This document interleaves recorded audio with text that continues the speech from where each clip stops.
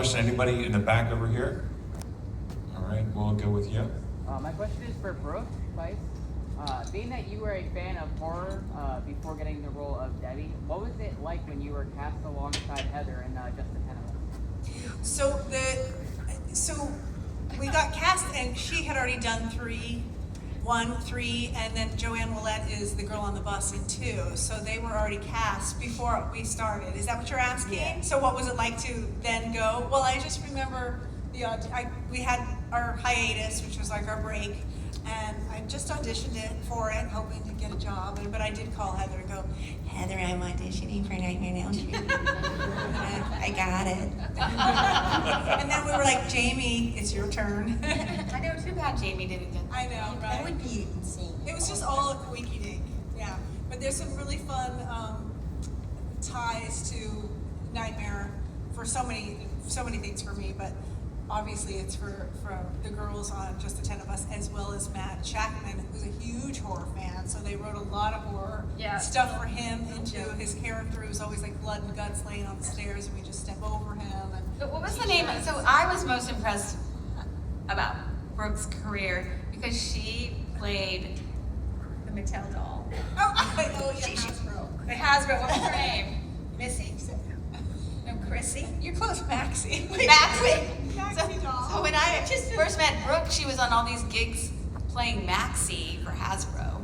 And she would look just like the doll. Barbie doll. She looked like this Barbie doll. Look like a Barbie doll. And You're beautiful. because my mother never let me have Barbie dolls. And so to meet Brooke, I was like, oh my God, my very own Barbie doll. And I can actually like talk to her and like you can talk about clothes. And she was always going on these exotic gigs, fly her here and there to play Maxie. That was a fun gig, I do remember. But I was very jealous of you. Oh, really? Where did you play her? Like, what would you do? So it was really crazy. It was a 5-year contract, and it was to play. So Hasbro had this idea of Barbie is like in the working world in 20, and we want to create like a 16-year-old Barbie. See, that's why she got canceled. Barbie doll, the fashion doll. Is what Fashion doll, yeah. right? A fashion. Who goes to the movies with her boyfriend and eats pizza, blah blah blah. So that's what they wanted. That was their. But I got to go around and I had a whole script, and I would talk to young girls about like empowering them, and it was It was very an amazing job. It was very a really cool job. Very very cool. Yeah. And I had to do like extensive background training. They were like, "Have you ever posed for Playboy?" Because you will be fired if you don't tell us. I mean, really, I was like in an office going, no, I meant we're like squeaky clean. And that was before social media, so you didn't have any hidden posts nothing, somewhere. nothing. And then I had this incredible training over a weekend with the PR people, and they like round robin questioned, like taught me how to weave Maxie always back into the conversation, whatever it might happen to me. So it was really cool. Yeah, so Brooke was the best Lubbock babe because of that. Yeah. I did meet my favorite actress dressed up as Maxie. Who was that? Meryl Streep. Oh my God. I was like, oh my God, she's on the floor. Because we were in New York City. Somebody said she's in the bathroom. I was like, I'm washing my hands. I'm like, there she is. And then I finally walked up and I said, I'm so happy to meet you. You're like my inspiration. I just love you, and you're the reason why I want to be an actress. And I'm dressed up as a giant Barbie doll. And I thought this woman Gotta start somewhere. Yeah, she probably looked at me like, what have I done? It was really funny. But anyway. Okay, let's see. Not Nightmare at all, sorry. Did I get you already? No? Okay. So, clearly, you're all iconic in your own way with everything you've done. What would you tell everybody that's now trying to copy what you're doing now from what you did before? And what would you tell an artist that is like, I love what you did in the 80s, how can I make it different now? Because you've already set such a like journey and such a path that nobody else can do for you. Like you've done such an amazing job individually with every film you've done. What would you tell somebody now trying to do something similar? You mean as an actor, an actress, or as a writer? Yeah, as an actress. And I feel like it can't be done, it can't be actually. done, but what would Because you I tell feel like somebody? you have to characters based on who you are and what you know in your time. And we all lived a time that no longer exists. Yeah. I mean, we all lived a life that no one today is living. And so I don't think there'll be an actor that will be able to do what any of us did. And I always feel so frustrated by saying that, but the experience that the people of today have is what they have to bring to their part, and it Yeah. will be nothing like what we did. And we all have to be okay with that. Like, we have to all appreciate that, just as we appreciated our thing. Like, we can't keep looking back saying, why can't we have Nancy? No, Nancy's nowhere to be found anywhere today, anywhere. Can I You know. say one more thing? Yeah. So like clearly you've already set a bar, right? And I think what I'm trying to say is like you've already made that path. And I'm saying for the future, with what you've already created as the females of this amazing, thing that you've created, like how would you tell somebody that's starting in 2027 that's gonna try to do another Right. Nightmare on Elm Street that's not like what you've already done because you guys have already done such fantastic work without changing the dynamic. Right? I don't think it's possible. I hate to say it. I would say don't do a horror film. I would say don't do a Nightmare on Elm Street. Yeah, don't. I just feel like it's kind of a doomed enterprise. It's like, let's make the Apollo 11 again. Yeah. You know, it's like, why? Especially when there's so many scripts out there that are unique and new. and to bring interesting. your experience to the world. Like, I'd like to know what someone in 2026 wants to be afraid of, and what they think would be scary if they had a monster in their dreams. Like, it's not going to be what Nancy experienced. It's certainly not going to be Glenn like sitting on his bed with the TV on.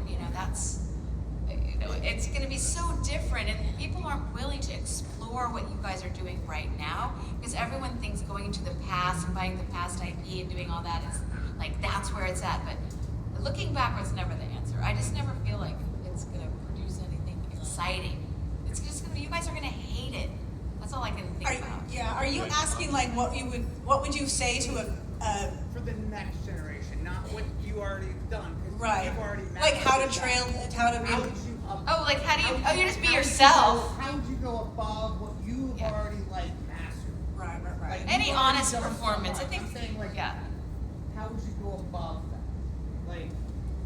I next don't think you can really go I think that's above the- that level, I don't I think think you that's can- in the director's hands, really. Yeah, I mean, yeah. as an actress, you have to, while you want to bring your own personal experiences into it, I'm sure, the person that's directing the movie is the one that's going to be, That's 100% right. I mean, you look at Obsession. It's like it's really in the hands of the director because they really hold the paintbrush, and it's really They finding those innovative, cool, fresh ideas And that haven't honesty. been done. Yeah, honesty. And those will catapult into the next level and take it from us and catapult it higher. Yeah. And I can't imagine an actor in the world that would sit still when a director said, "I want you to be just like her." I mean, it's so offensive. But what would you tell them?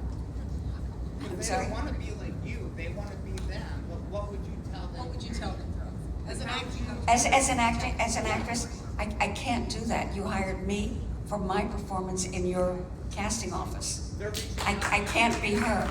I can only be me. You know why it's really hard to answer that question? It's because it's like when you're on set and sometimes you have, it could be an older female, but a lot of times it might be an older male and go, oh, you should say the line like this.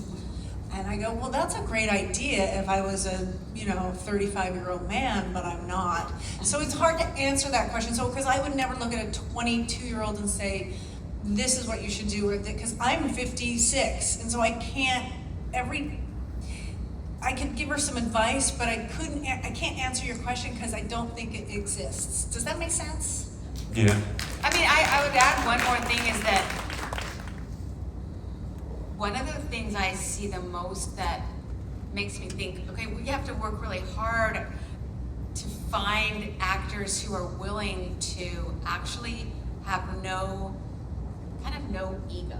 Yes. Like, they can't think about themselves in terms of how other people see them.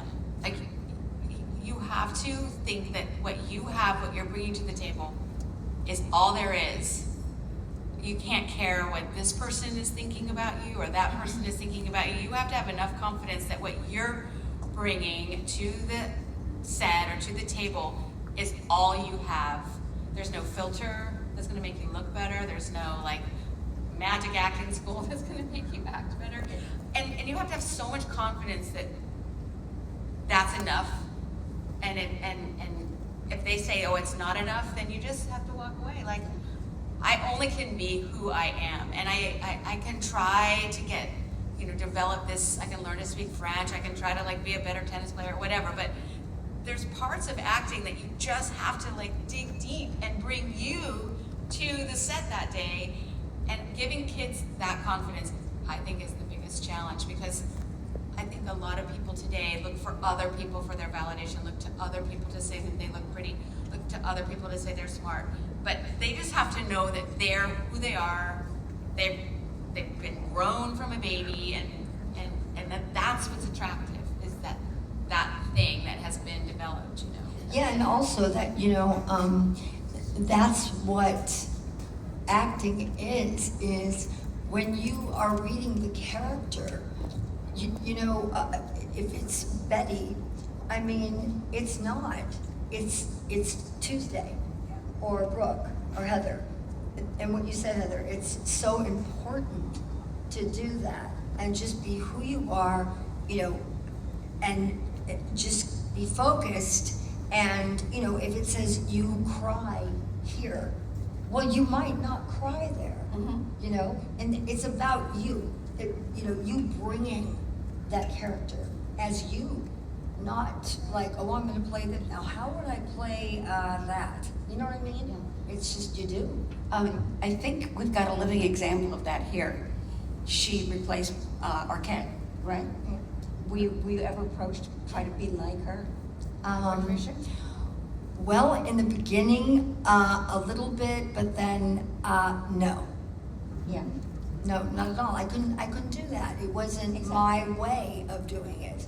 I saw, her performance was great.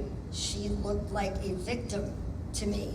And the way I saw this script, this Kristen, I thought was more of an edgy kind of fighter, like a survivor. A little different. Very different. Yeah. Very different. Okay, any questions over here?